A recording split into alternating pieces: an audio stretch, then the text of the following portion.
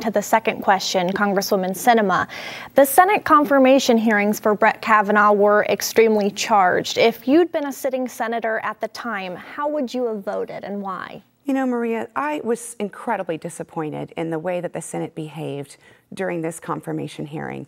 It was a circus, and it was not befitting the importance of a decision like this. I was disappointed in people in both parties in the United States Senate. I was also disappointed that within hours of President Trump nominating Judge Kavanaugh to the bench, that politicians in both parties tweeted out their fervent opposition or solid support for someone we knew very little about. Martha chose to endorse Judge Kavanaugh right out of the gate. I said I wanted to reserve judgment because this decision is so important. It's a lifetime appointment, and I believe it's one of the Senate's greatest duties. So I recommended that individuals take time to learn about Judge Kavanaugh's record, to read his decisions, to understand his approach to jurisprudence. Because a candidate who's going to the Supreme Court shouldn't be evaluated on whether or not he or she is conservative or liberal. They should be evaluated based on character and integrity and their approach to deciding the law without bias or favor. I was disappointed in the method that the Senate handled this. And I felt like it really denigrated the work that the Senate should do. As a United States Senator, what I pledge to do is to evaluate each nominee based on his or her qualifications and character and approach to jurisprudence, not based on political leanings. Your rebuttal, Congresswoman McSally. I would have voted yes on now Justice Kavanaugh. He's highly qualified, and he has shown, I think, what we need to be looking at for judges and justices, which is that they're not going to be activists, but they're actually going to interpret the Constitution and the laws that we make in Congress the way that they were intended to. And if you look what happened there and what the Democrats did to Dr. Ford and then to Brett Kavanaugh and his family, it was disgusting. Look, I'm a survivor of sexual abuse myself.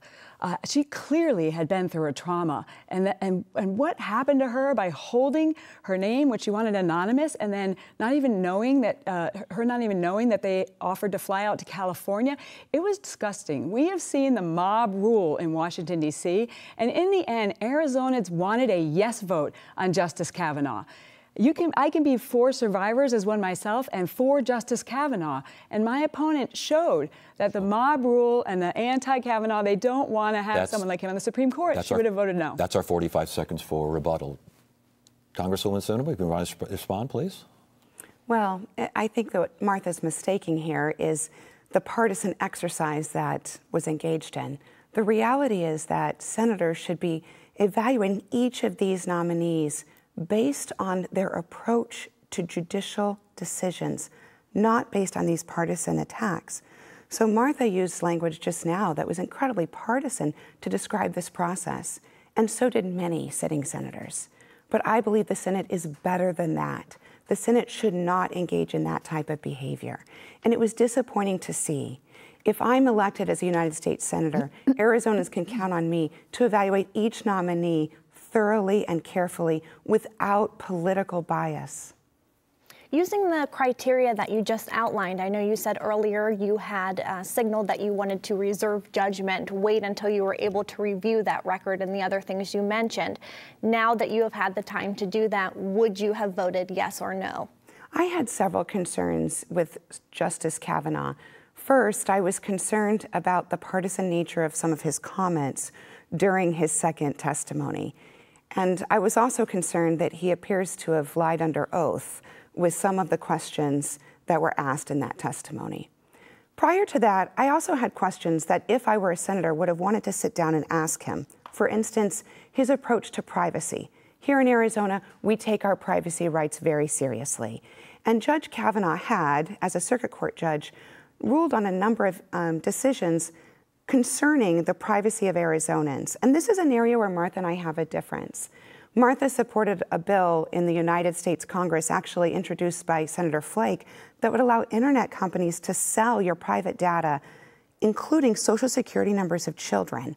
If that were a case to go to a court, I would want to ensure that a justice would protect the Fourth Amendment privacy rights of Americans. We need to get a response to that, but before we do, We still haven't gotten an answer. We've received no answer from you as Ultimately, yet. I would have voted no on Justice no. Kavanaugh, and I did put out a statement saying as such. I was disappointed that the Senate wouldn't release the results of the FBI report. After saying they were going to take the time to do an investigation, they didn't share that with the Arizona public, and we deserve the transparency to see what the results of that investigation were. So given the fact that I didn't have the same information the United States senators had, the decision I would have made based on lying under oath would have been to vote no.